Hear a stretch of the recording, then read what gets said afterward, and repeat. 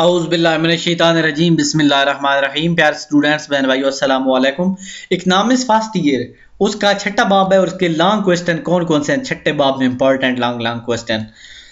तलब और रसद के तवाज़न से क्या मुराद है, गुशवारा और डायग्राम बनाकर इसकी वजाहत कर देनी है। नंबर 2 पे है दी हुई तलब और रसद की मसवात से अलजबरी और ग्राफी तरिया से तवाज़नी मिकदार और तवाज़नी कीमत मालूम करें।